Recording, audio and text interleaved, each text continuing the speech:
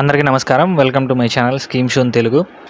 ఈరోజు మనం ఈ వీడియోలో చాలామంది రైస్ కార్డ్ గురించి అడుగుతున్నారండి. రైస్ కార్డ్లో రిలేషన్ అనేది తప్పుగా పడింది, దాన్ని ఎలా సరి చేసుకోవాలి అని అడుగుతున్నారు. అలాగే చాలామంది సచివాలయంకి వెళ్ళినప్పుడు అలాంటి ఆప్షన్ ఏం లేదు అని చెప్తున్నారు. అది నిజమేనా అని కూడా చాలామంది కామెంట్ సెక్షన్లో అడుగుతున్నారు. నేను ఈరోజు అసలు ఆప్షన్ ఉందా లేదా, దాంట్లో ఎలా కరెక్షన్ చేసుకోవాలి ఏంటి అని ఫుల్ డీటెయిల్స్ అనేది నేను ఈ వీడియోలో ఎక్స్ప్లెయిన్ చేస్తాను. ముందుగా మన ఛానల్ ఎవరైనా కొత్తగా చూస్తున్నట్లయితే సబ్స్క్రైబ్ చేసుకోండి. అలాగే మన వీడియో నచ్చినట్లయితే లైక్ చేయండి, షేర్ చేయండి. ఇప్పుడు ఇది డిజిటల్ అసిస్టెంట్ యొక్క లాగిన్ అండి. మనకి ఇక్కడ రైస్ కార్డుకు సంబంధించి 8 ఆప్షన్లు అయితే ఇవ్వడం జరిగింది. ఒకటి న్యూ రైస్ కార్డు ఎవరికైతే అసలు రైస్ కార్డ్ లేదో వాళ్ళకి న్యూ రైస్ కార్డ్ అనే ఆప్షన్ ఉపయోగించి మన రైస్ కార్డ్ అనేది అప్లై చేసుకోవడం జరుగుతుంది. అలాగే second member addition in rice card. Already rice card నుండి ఎవరినైనా మెంబర్ని యాడ్ చేసుకోవాలన్నప్పుడు మెంబర్ ఎడిషన్ అనే రైస్ కార్డు యూజ్ చేస్తాము. అలాగే member deletion in rice card. అలాగే స్ప్లిట్టింగ్ ఆఫ్ రైస్ కార్డ్, ఒక కార్డుని 2 కార్డులుగా డివైడ్ చేయాలన్నప్పుడు splitting of rice cards use చేస్తాం.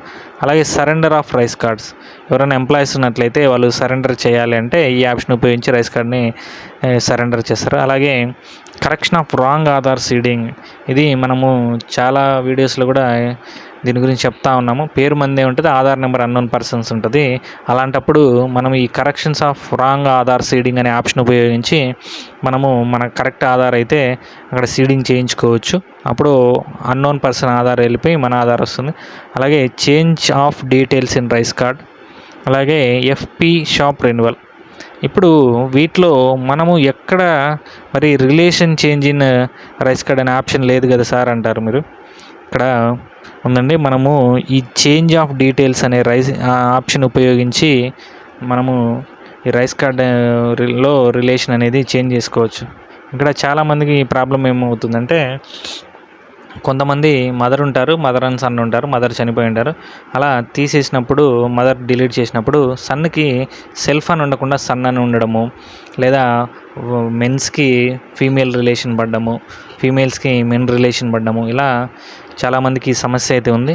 వాళ్ళందరికీ కూడా మనం ఈ change of details in rice card అనే ఆప్షన్ ఉపయోగించి మనము ఈ సర్వీస్ అయితే రిలేషన్ చేంజ్ అయితే చేసుకోవచ్చు. ఇప్పుడు నేను ఇది ఓపెన్ చేసి చూపిస్తాను.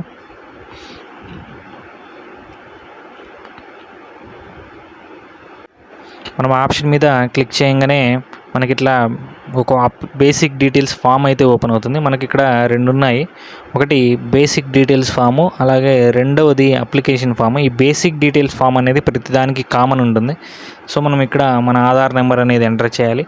ఇక్కడ ఎంటర్ చేసి ప్రీఫిల్ అనే ఆప్షన్ మీద క్లిక్ చేయగానే హౌస్ హోల్డ్ డేటాబేస్లో ఉన్న ప్రకారము మన నేమ్ రావడం జరుగుతుంది. అలాగే ఫాదర్ నేమ్ కొంతమందికి వస్తుంది, కొంతమందికి రానప్పుడు మనము ఎంటర్ చేయించుకోవచ్చు. అలాగే జెండర్, డేట్ ఆఫ్ బర్త్ ఇవన్నీ ఆటోమేటిక్గా వస్తున్నాయి. క్యాస్ట్ ఆటోమేటిక్గా వస్తుంది. రిలీజన్ అనేది మనం సెలెక్ట్ చేసుకోవాలి.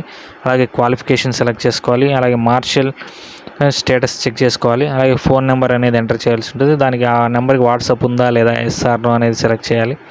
అలాగే ఈ అడ్రస్ కూడా ఆటోమేటిక్గా రావడం జరుగుతుంది. సో అడ్రస్ కూడా మనం క్లిక్ చేసి, అలాగే సేమ్ యాజ్ అన్నప్పుడు ఇది క్లిక్ చేయవలసి ఉంటుంది. సో ఈ బేసిక్ డీటెయిల్స్ అన్నీ ఫిల్ చేశాక మనము ఇక్కడ కంటిన్యూ మీద క్లిక్ చేసినట్లయితే మనము నెక్స్ట్ పేజీకి, నెక్స్ట్ అప్లికేషన్ ఫామ్కి అయితే వెళ్తాము. ఇప్పుడు అది చూపిస్తాను మీకు. సో ఇక్కడ మనకి అప్లికేషన్ ఫామ్ అయితే ఓపెన్ అవ్వడం జరిగింది. మనకి ఇక్కడ ఫ్యామిలీ యాన్యువల్ ఇన్కమ్ అనేది అడగడం జరుగుతుంది. మనకి విలేజెస్లో వచ్చి 1,20,000 రూపాయలు అనేది ఎలిజిబుల్. అలాగే సిటీస్లో అయితే నెలకి 12,000, గ్రామాల్లో అయితే నెలకు 10,000 చొప్పున. కాబట్టి ఇక్కడ 1,20,000 లోపు ఆదాయం అనేది వేయడం జరుగుతుంది. అలాగే మనం ఇక్కడ ఆక్యుపేషన్ అనేది సెలెక్ట్ చేసుకోవాలి. అలాగే ఇక్కడ రైస్ కార్డ్ నెంబర్ అనేది ఆటోమేటిక్గా మన ఆధార్ కార్డుకి ఏ నెంబర్ అయితే ఉంటుందో ఆ నెంబర్ ఇక్కడ వచ్చేస్తుంది. అలాగే ఇక్కడ హ్యాబిటేషన్, మనకు సచివాలయాలకి హ్యాబిటేషన్స్ ఉంటాయండి. ఒక సచివాలయ పరిధిలో 3-4 విలేజెస్ ఉంటాయి, ఎక్కువ కూడా ఉండొచ్చు. సో మనం ఏ ఊరు అనేది ఇక్కడ ఎంటర్ చేయాల్సి ఉంటుంది. అలాగే ఇక్కడ డోర్ నెంబరు, అలాగే ఇది డిస్ట్రిక్ట్, మండలు, విలేజ్ నేము, అలాగే పిన్ కోడ్, క్లస్టర్, క్లస్టర్ అంటే ఇంతకుముందు మనకు వాలంటీర్స్ ఉన్నారు. వాలంటీర్స్ని క్లస్టర్ వారీగా విభజించి ఒక్కొక్క క్లస్టర్ ఒక్కొక్క వాలంటీర్ కేటాయించడం జరిగింది. సో మనము ఏ క్లస్టర్కి వస్తామో ఆ క్లస్టర్ని సెలెక్ట్ చేసుకుంటే ఆ క్లస్టర్ పరిధిలో ఉన్న రేషన్ షాప్ అనేది ఇక్కడ ఎఫ్పి షాప్లో డిస్ప్లే అవ్వడం జరుగుతుంది. సో దాని ప్రకారము మనం ఎఫ్పి షాప్ అనేది సెలెక్ట్ చేసుకోవాలి. అలాగే ఇక్కడ కింద చూసినట్లయితే ఆ కార్డులో ఎవరెవరు ఉన్నారో వాళ్ళందరి నేమ్స్ ఇక్కడ రావడం జరిగింది. అలాగే వారి యొక్క డేట్ ఆఫ్ బర్త్, అలాగే వారి యొక్క ఏజ్, అలాగే వారి యొక్క జెండర్ అనేది ఇక్కడ రావడం జరిగింది. అలాగే రిలేషన్ ఆ పర్సన్ ఏమవుతారు అని మనకి రావడం జరిగింది. సో ఇక్కడ చూసినట్లయితే ఇక్కడ సెకండ్ పర్సన్ ఫీమేల్ సెల్ఫ్ ఉన్నారు.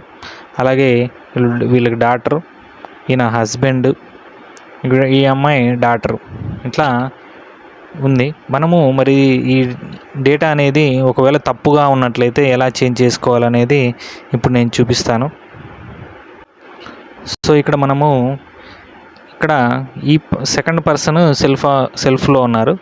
ఇప్పుడు డాటర్ కాకుండా ఇక్కడ ఫీమేల్ ఉంది కాబట్టి మనకు లేడీస్కి సంబంధించిన రిలేషన్ అనేది వస్తుంది. అదే ఇక్కడ మనం జెంట్స్ మెయిల్ పెట్టామంటే రిలేషన్ మారిపోయింది చూడండి, జెంట్స్కి సంబంధించినటువంటి రిలేషన్ రావడం జరుగుతుంది. అలాగే మనము ఇక్కడ డేట్ ఆఫ్ బర్త్ కానీ ఏజ్ కానీ డేట్ ఆఫ్ బర్త్ తప్పున్నా కూడా మనం ఇక్కడ నమోదు చేంజ్ చేసుకోవచ్చు.